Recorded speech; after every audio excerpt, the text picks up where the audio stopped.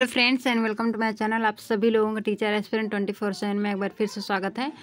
आज हम लोग पढ़ेंगे केवीएस के जो पेडागोजी सेक्शन का है। हम लोग इसके पहले मैंने पढ़ा दिया था, आप लोगों को एक क्लास ली थी जिसमें मैंने पढ़ाया था कि टीचिंग क्या है, शिक्षण क्या है। ठीक है, आज हम लोग पढ़ेंगे सूक्ष्म शिक्षण, माइक्रो टीचिंग क्या है। इससे भी एक आधे क्वेश्चन जरूर एग्जाम से बनते हैं, तो इसको बहुत ही केयरफुली पढ़िएगा आप लोग। ठीक है, तो पहला क्या है माइक्रो टीचिंग, मतलब सूक्ष्म शिक्षण। सूक्ष्म शिक्षण की डेफिनेशन क्या, पहले हम ये समझेंगे सूक्ष्म शिक्षण है क्या, माइक्रो टीचिंग है क्या। तो किसी थोड़े समय के लिए थोड़े समूह में कौशल को सीखने के लिए की गई प्रक्रिया को ही सूक्ष्म शिक्षण कहते हैं। क्या है, किसी थोड़े समय के लिए थोड़े समूह में कौशल को सीखने के लिए की गई प्रक्रिया को ही सूक्ष्म शिक्षण कहते हैं। मतलब एक स्मॉल स्किल लिटिल टाइम और लिटिल क्या कह सकते हैं हम, ग्रुप में। ठीक है, मतलब 5 से 10 बच्चे हों, उसमें थोड़ा सा छोटा सा समूह हो, 5-10 मिनट का समय हो और एक स्किल हो, और उसके के लिए हम क्या करेंगे, टीचिंग करेंगे उसको इम्प्रूव करने के लिए, स्किल को क्या बढ़ाने के लिए। तो वो क्या कहलाता है, हमारा सूक्ष्म शिक्षण है। ठीक है, सूक्ष्म शिक्षण है। तो किसी एक स्किल को पकड़ के, मतलब एक स्किल को सीखने के लिए क्या करेंगे, 5-10 बच्चों के बीच में 5-10 मिनट के लिए टाइम मतलब मैनेज करके हम उसको टीचिंग करेंगे, उसके स्किल को हम सीखने की कोशिश करेंगे। वो क्या कहलाएगा, हमारा सूक्ष्म शिक्षण कहलाएगा। ये देखिए, इसीलिए मैंने लिखा यहाँ पे ट्रेनिंग टीचर्स के लिए। यह किसके लिए होता है, ट्रेनिंग टीचर, जो ट्रेनिंग टीचर ऐसे टीचर जिनको ट्रेनिंग दी जाती है, तो उन्हें ऐसे ही सिखाया जाता है, उन्हें स्किल कैसे डेवलप की जाती है, उनके मतलब उनमें स्किल का विकास कैसे करना है। तो हम क्या करते हैं, 5 से 10 बच्चों को ले लेते हैं, 5-10 मिनट में उनको एक स्किल सिखाई जाती है कि आपको ऐसे टीचिंग करनी है। ठीक है, तो ये किसके लिए होता है, ट्रेनिंग टीचर्स के लिए। यह पहली बार अमेरिका के कहाँ आया था, ये भी आप लोगों को ध्यान रखना है। यह मैं कलर चेंज कर लेती हूँ, हाँ सही है। यह पहली बार अमेरिका के स्टैनफोर्ड यूनिवर्सिटी में, कहाँ आया था, स्टैनफोर्ड यूनिवर्सिटी में आया था 1961 में। और इसके पूछा जाता है कि पहली बार जो यूनिवर्सिटी में आया था, स्टैनफोर्ड यूनिवर्सिटी में 1961 में आया था, किसने दिया था, D.W. एलन ने। किसने दिया था, D.W. एलन। क्योंकि ये अमेरिका के हैं, तो इसलिए इसका अंग्रेजी नाम भी हो सकता है D.W. एलन। ठीक है, D.W. एलन द्वारा 1961 में फर्स्ट टाइम जो पूरे विश्व की बात की जा रही है, तो स्टैनफोर्ड यूनिवर्सिटी ऑफ USA में लाया गया था सूक्ष्म शिक्षण को, माइक्रो टीचिंग को। ठीक है, अगला क्या है हमारा, अगला पॉइंट है हमारा, देख लेते हैं। अगला पॉइंट है हमारा तीसरा है, भारत में कौन लाया था। अगर पूछा जाए कि भारत में सबसे पहले इसको कौन लाया था, मतलब भारत में पहले बाद में भारत में इसको लाया कौन है माइक्रो टीचिंग, तो NCERT लाई थी। कब लाई थी, इसने लाया था 1963 में। कब लाई थी, 1963 में NCERT द्वारा भारत में लाया गया था। अगर पूछा जाए भारत में आ तो गया, तो इसको सबसे पहले इस शब्द का प्रयोग किसने किया था, तो इस सबसे पहले इस शब्द का प्रयोग भारत में किसने किया था, तो D.D. तिवारी ने किया था। D.D. तिवारी जो है, उन्होंने कब किया था, 1967 में। कब किया था, 1967 में D.D. तिवारी ने सबसे पहले भारत में इसका प्रयोग किया था।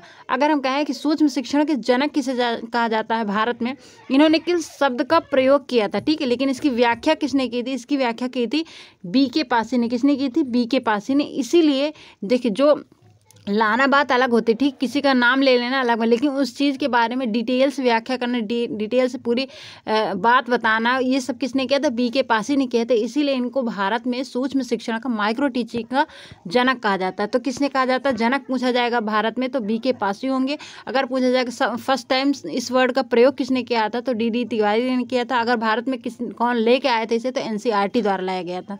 ठीक है, अब की पॉइंट्स क्या हैं इसके, हम वो देख लेते हैं।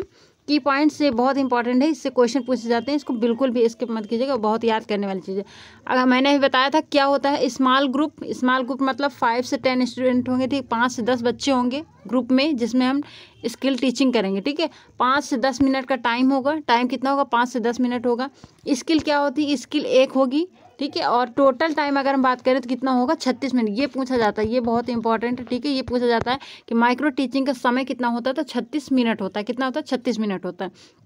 अगर हम बात करें कि इसका साइकिल क्या होता है, इसका चक्र क्या होता है, ठीक है, साइकिल क्या होता है, इसका चक्र कि कैसे चलता है, 36 मिनट कैसे कवर होते हैं, ये हम लोग देखेंगे। देखिए, सबसे पहले क्या है, जब भी कोई भी टीचर जाएगा, तो क्लास में जाने से पहले वो क्या करता है, वो प्लानिंग करता है कि हमको क्या पढ़ाना है, कैसे पढ़ाना है, ये सारी क्या है, वो प्लानिंग करके जाता है। तो प्लानिंग क्या है कि टीचर क्लास में जाने से पहले प्लानिंग करता है कि हम बच्चों को, अच्छा आज इस क्लास के बच्चे हैं तो उनको ये टॉपिक पढ़ाना है, उसके बाद ऐसे पढ़ाना, ये टीचिंग मेथोडोलॉजी यूज़ करना है, ये सूत्र यूज़ करना है, ये सारी प्लानिंग पहले से से करके जाता है। तो क्या हो गया, प्लानिंग हो गया। उसके बाद क्या है, जब प्लानिंग बना के जाएगा क्लास में तो क्या करेंगे, उसको क्या करेगा, उपयोग करेगा, टीचिंग करेगा, शिक्षण करेगा, ठीक है। उसके बाद क्या है, फीडबैक। फीडबैक का मतलब पढ़ाने के बाद वो बच्चों से फीडबैक लेगा कि हाँ मैंने जो पढ़ाया वो बच्चों को समझ में आया या नहीं आया, तो क्या हो जाएगा, फीडबैक हो जाएगा।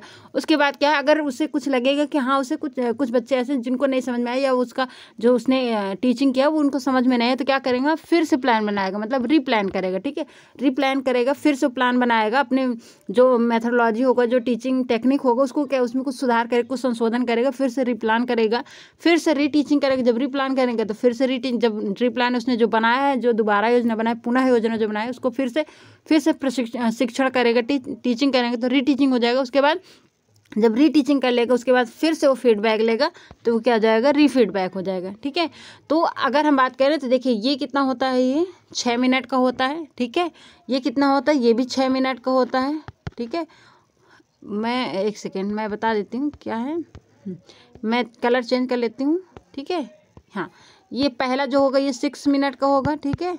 ये भी कितना होगा फीडबैक, ये भी 6 मिनट का होगा। जो रीप्लान बनाते हैं वो कितना होगा, 12 मिनट का होगा, ठीक है। कि जब एक प्लान बनाया हमने वो फेल हो गया तो रीप्लान को और अच्छे से एक्सप्लेन करके, मतलब बहुत सोच समझ के थोड़ा टाइम दे के बनाएंगे, उसमें टाइम लगेगा तो क्या हो जाएगा, वो 12 मिनट का हो जाएगा। उसके बाद क्या, रीटीचिंग कितना है, ये भी 6 मिनट का होगा। रीफीडबैक कितना होगा, ये भी 6 6 12 12 6 18, ये क्या हो जाएगा, 6 36, ये टोटल कितना हो जाएगा, 36 मिनट, ठीक है। 36 मिनट, इसीलिए माइक्रो टीचिंग का समय कितना इंडिया में कितना है, 36 मिनट है। लेकिन आप कहेंगे कि ये प्लान का समय क्यों नहीं, ये प्लान का समय इसमें नहीं जोड़ा जाता, ठीक है। इस मतलब माइक्रो टीचिंग के समय जो है उसमें ने क्या है, ये फर्स्ट प्लान क्या है, फर्स्ट प्लान का समय कोई समय नहीं, इसका समय नहीं जोड़ा जाता है, केवल टीचिंग का पहला 6 मिनट, फीडबैक 6 मिनट, फिर प्लान जो है 12 मिनट का होगा, री टीचिंग 6 मिनट का, फीडबैक भी रीफीडबैक जो वो भी 6 मिनट का, तो टोटल हो जाएगा 36 मिनट का, ठीक है। अगर हम बात करें अमेरिका में, तो अमेरिका में माइक्रो टीचिंग का कुल समय कितना है, 30 मिनट होता था। कितना है, अमेरिका में माइक्रो टीचिंग का समय कितना होता है, 30 मिनट होता है, ठीक है। तो अमेरिका में कितना होता है, 30 मिनट, ठीक है। तो ये आप लोग याद रखिएगा, हो सकता है आपसे कभी पूछ ले, बस बाई चांस जल्दी पूछता नहीं है, ठीक है। लेकिन आपको फिर भी याद रखना 30 मिनट होता है, ठीक है। तो आज की क्लास हम लोग यहीं पे ख़त्म करते हैं, ठीक है। तो आज हम लोग का माइक्रो टीचिंग था, सूक्ष्म शिक्षण ख़त्म हो गया है। फिर हम लोग कल पढ़ेंगे इसके आगे का। मैं कोशिश करूँगी कि मैं आप लोगों को कंटिन्यू क्लास लूँ। 60 मार्क्स के जो पेडागोजी आप लोगों के KVS में पूछे जाएंगे, मैं इसको कवर कर सकूँ जितना मुझसे हो सकेगा। चलिए फिर, अगर क्लास अच्छी लगी है तो लाइक शेयर कीजिए, चैनल पर नया है तो सब्सक्राइब कर लीजिएगा। फिर मिलते हैं नेक्स्ट क्लास में इसी तरह किसी नए टॉपिक के साथ, तब तक इंतज़ार कीजिए। Bye bye.